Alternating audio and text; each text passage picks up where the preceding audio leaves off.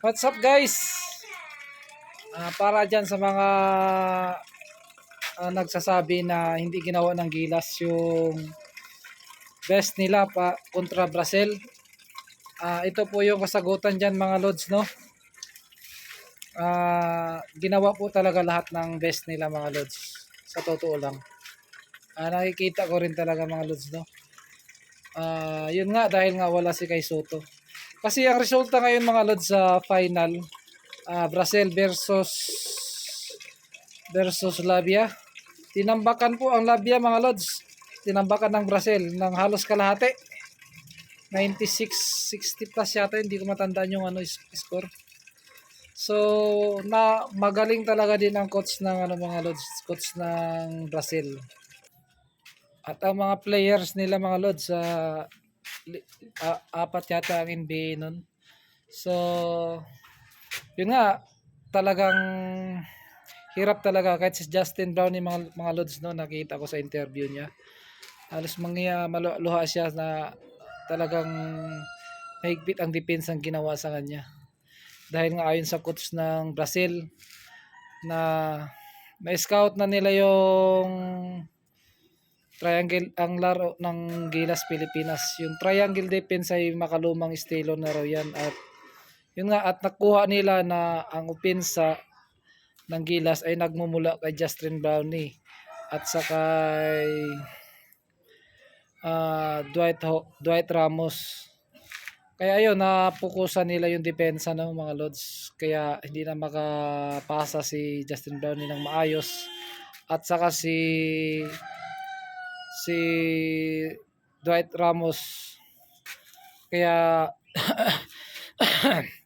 kilala din talaga yung coach ng Brazil mga lods na isang magaling na coach at legend na coach. Kaya na-scout na nila ang opensa ng Brazil, ng Pilipinas. Kaya ayun, nagsuggest si hindi pa rin umubra yung style ng Gilas mga lods. Kasi na talaga napag-aralan yung galaw ng Gilas. At una-una mga lods, wala rin tayong Kai Soto. Siguro kung may Kai Soto tayo mga lods, no, maaring manalo tayo dun sa Brazil. Kasi nga yung Labia mga lods, tinambakan din natin yun eh. Tinambakan din natin. Yun nga lang, nadali tayo. So ayan mga lods, ang talo din po ang Labia mga lods, no. Kaya sa mga haters dyan na nababasa ko mga comments, wala kayong sisihin mga lods, kasi ginawa din talaga nila lahat. Talagang sadyang malakas lang yung Brazil tsaka yung coach nila. Talagang magaling mag ng depensa. At syempre athletic yung mga din. Athletic din yung mga player ng may apat sila na NBA. Siguro kung nakapaglaro si Thompson, si Malonzo tsaka si Ido mga lods, no, talagang may kalalagyan talagang Brazil mga lods. At si Kai Soto hindi na injury, kaya talaga yun mga lods. Kasi para match talaga yun mga lods, ay kakayanin talaga yun. Kasi tinambakan nga rin ng Gilas yung Labia eh. So siguro naman kung na-scout na rin ni Coach Timcon yung laruan ng Brazil, kaso may ibang play sila na ginamit ang Brazil, no, kaya hindi na pag-aralan ni Coach Timcon. Kaya ayun, na sila tayo. At saka kulang din talaga tayo mga load sa loob. Hindi kaya ni Pajardo at saka ni Japit Aguilar yung loob. Kaya better next time na lang ulit.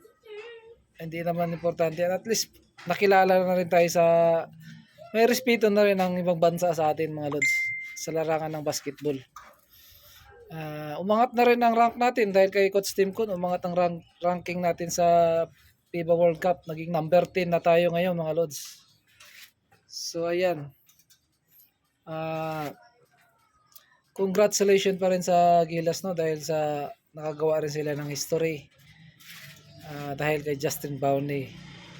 So ayan mga lods, no. Alisin nyo na po yung move on na po tayo at wala kayo dapat sisisihin sa pangyayari kasi yung Labia nga rin tinalo rin nila. Nanalo sa kabilang bracket. Tinambakan mga lods. Halos kalahati din ang tambak. So ngayon, focus na tayo sa susunod na game. Kung anong susunod na game, dapat training talaga mga lods. Stamina ng mga player. Stamina talaga. Focus sila yung mga first 5 nila, i-focus nila yung training.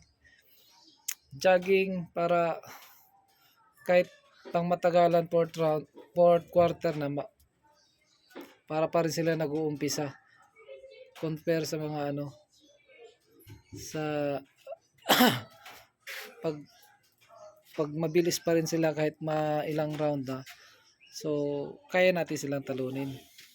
Yun lang mga lods, thank you for watching, bye bye.